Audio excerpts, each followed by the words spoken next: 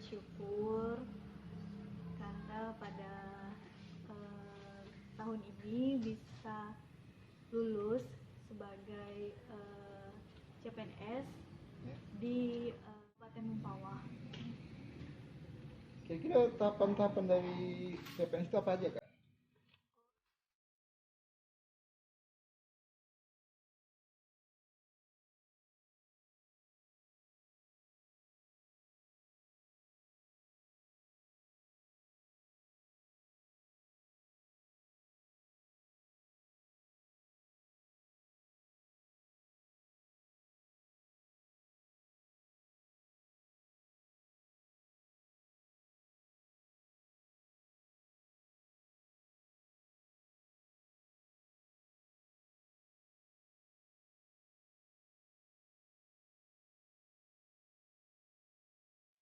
Warahmatullahi wabarakatuh. Kembali lagi bersama saya Mirza Dani Channel. Kali ini saya bersama Kak Wanda atau Mentari Awanda, salah satu peserta CPNS yang lolos seleksi pada tahun 2020.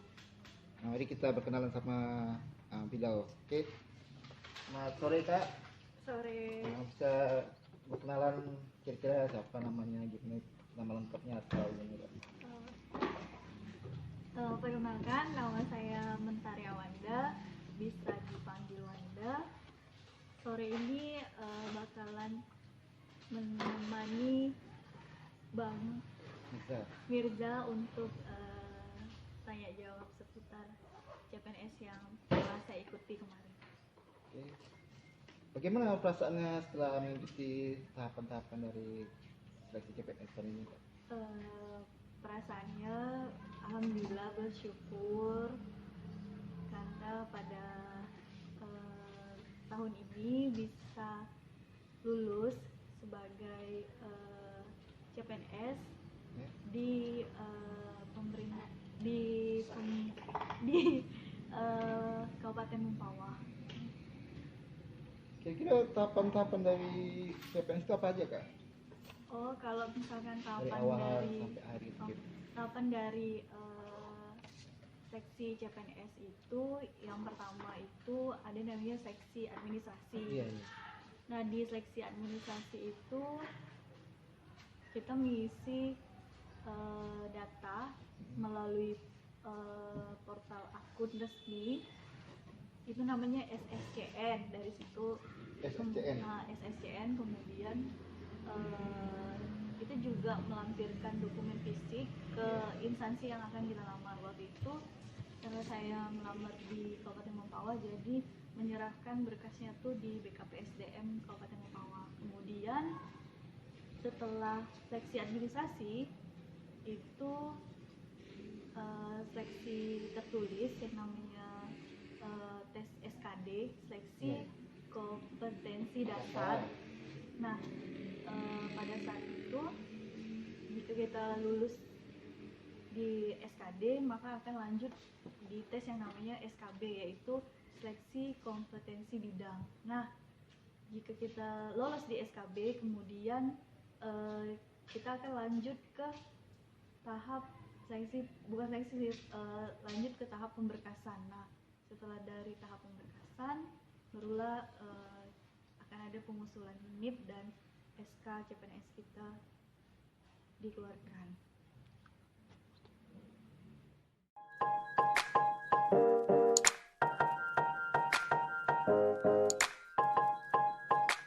Wanda, selanjutnya apa saja tips dan trik dalam menghadapi tes CPNS tersebut? Kira-kira apa saja kiat-kiat dari Kak Wanda untuk teman-teman di YouTube yang akan ikut seleksi tahun 2021 nanti, Kak? Tadi kan udah dijelaskan kan ada beberapa tahapan dalam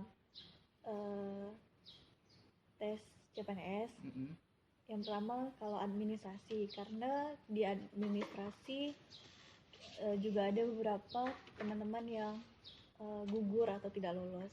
Nah, kalau di administrasi itu tipsnya kita harus menyesuaikan formasi yang kita lamar dengan jenjang kualifikasi pendidikan yang kita punyai. Jadi misalkan kayak kayak saya kan kualifikasi pendidikannya kemarin sarjana S1 komputer. Nah, saya memilih formasi yang memang mencari S1 atau D4 komputer.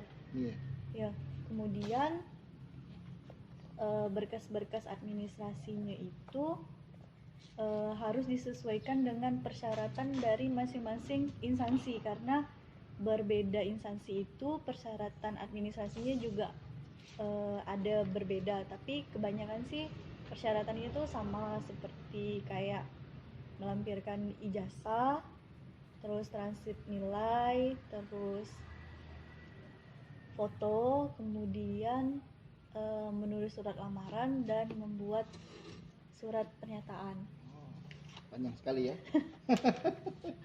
Kemudian kalau misalkan tips dan trik untuk tes SKD, seleksi kompetensi dasar, itu seperti yang diketahui, seleksi kompetensi dasar itu terdiri dari tiga jenis gitu. Maksudnya dalam satu kesatuan itu terdapat adanya tes wawasan kebangsaan atau yang bisa disingkat dengan TWK, kemudian tes intelijensia umum atau TIU, kemudian tes karakteristik pribadi atau TKP. Nah, dari 3 poin tersebut itu dari BKN itu mempunyai syarat dengan passing grade. Jadi ada nilai ambang batas tertentu di antara tiga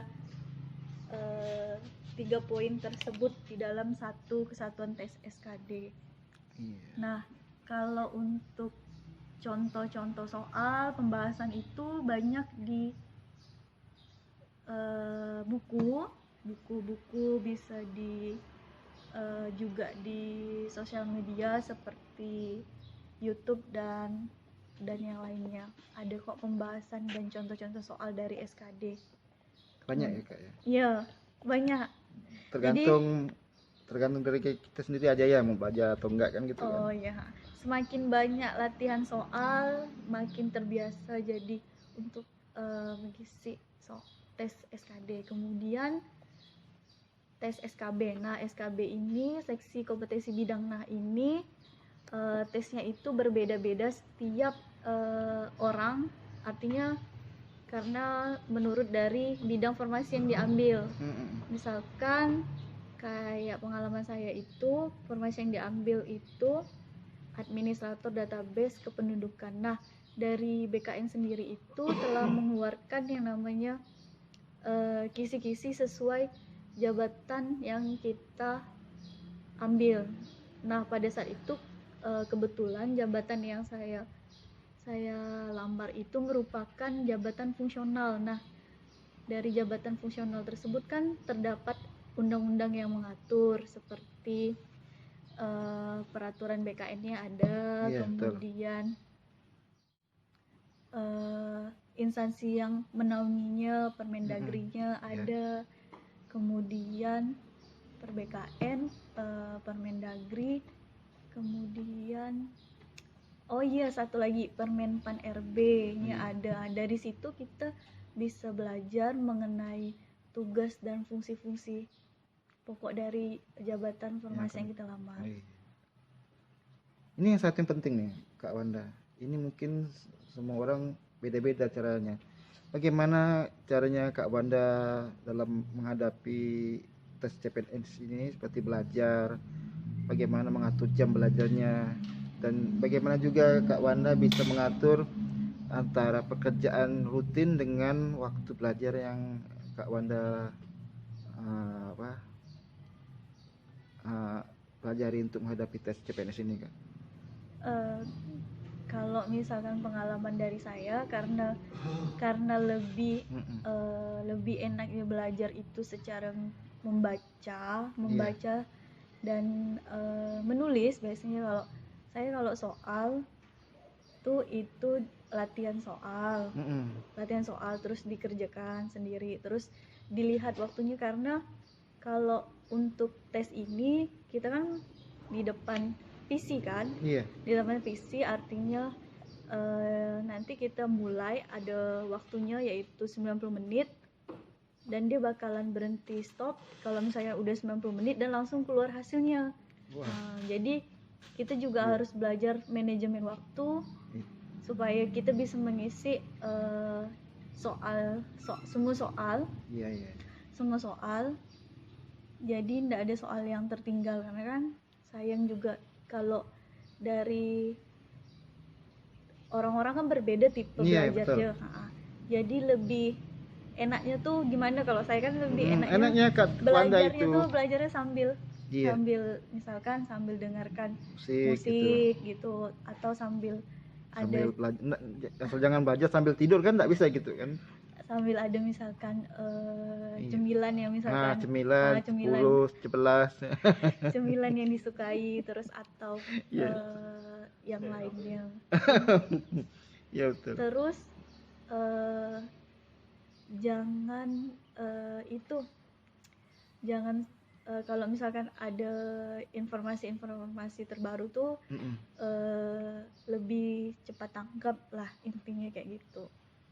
Karena BKN tuh bakalan ngasih tahu kisi-kisi atau apa biasanya sebelum tes, ada yang berhubungan. Juga waktu itu saya ada masuk di salah satu grup pembahasan tentang CPNS lah, pembahasan soal itu ada di grup Telegram. Nah itu kawan-kawan bisa juga ke situ karena di situ